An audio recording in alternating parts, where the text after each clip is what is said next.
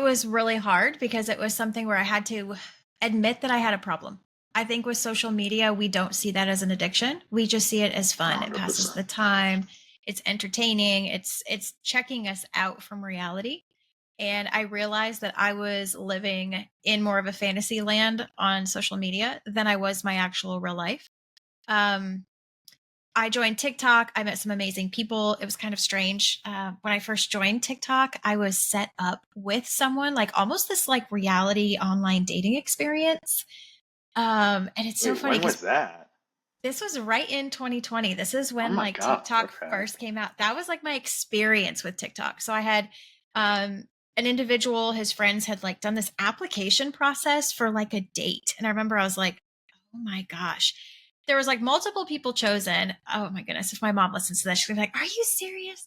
But I flew to Louisiana for a New Year's weekend, not meeting this person, not knowing this person. And I remember he had a very large following on TikTok. And so getting off at the airport, like getting off the plane, walking through security, he was live on the social media platform.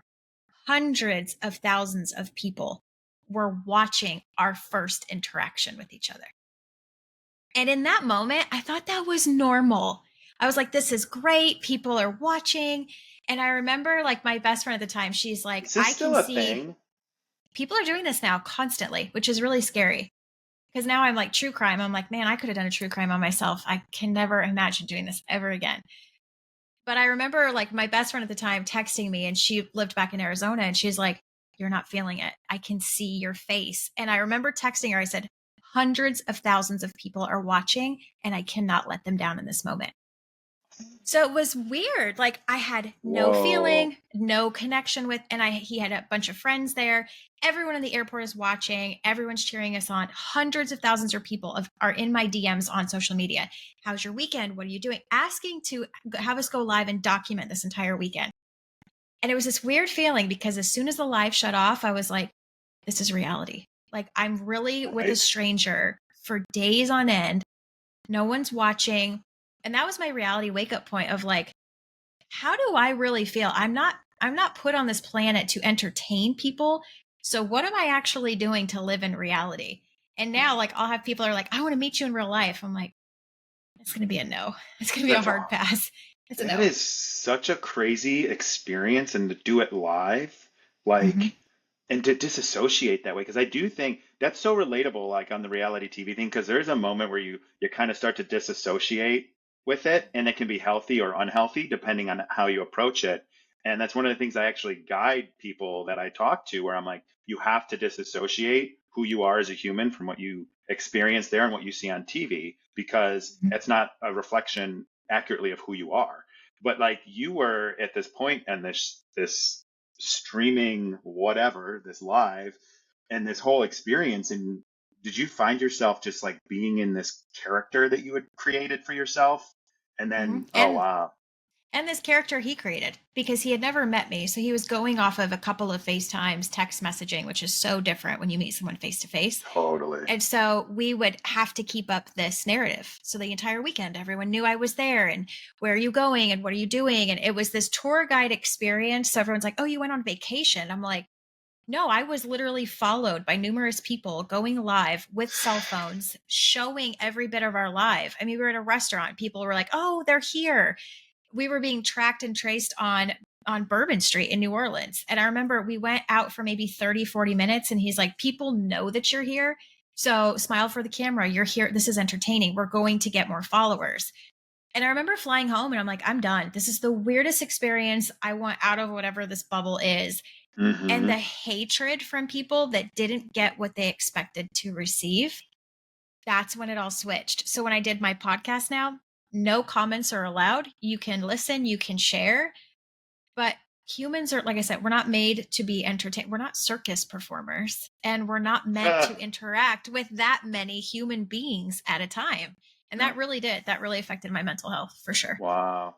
So what was that transition like for you? And by the way, I think I've shared this with you. If not, I'll share it now for others. But this is how I feel about reality TV. I feel like it's the gladiator games, which or a circus, which Rome created as the empire was collapsing to entertain the poor, desperate people while they were expanding militarily and letting outsiders into the military to do it.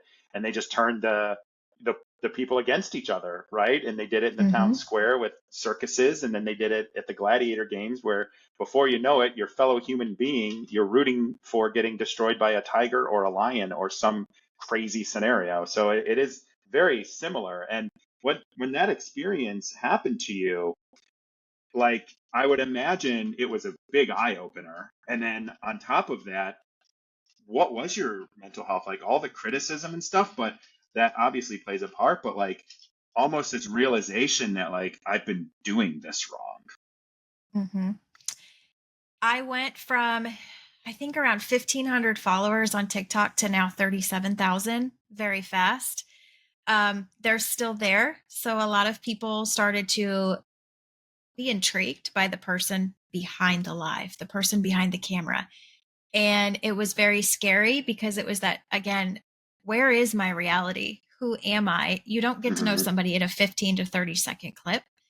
And so I had to reinvent myself because I started that whole live and that experience on a platform. And so I was like, okay, is this the rest of my script? Is this who I'm going to be known as? And I Hmm. saw a lot of friends that are very big creators on that app lose their life because of those comments because they got lost in the character role Oh, and they didn't know how to get out of that. And so I truly think this podcast has really shown me of what life is supposed to be. There's real life out there. There's so many stories and you can connect with people. And now I literally use social media platforms as that way to connect and find stories because I learn something new about myself every single episode. hmm. But I'm learning too that there has to be that mental health and that disconnect. You don't carry other people's stories with you. Right. And I would say that's the hardest part with social media because I'll ask friends of mine, like, what is your screen time? Did it go down? Did it go up? And it's interesting because as we struggle and learn who we are on a day to day, week to week basis, that's going to fluctuate, which in return is mental health. Personally, I have too much anxiety. I'll admit it. Can I delete the apps? Absolutely not. Because Hmm. I know who I am. I would just go back on and download them anyway. But I always tell people it is an addiction. So what is it giving Totally. you that you're missing in reality?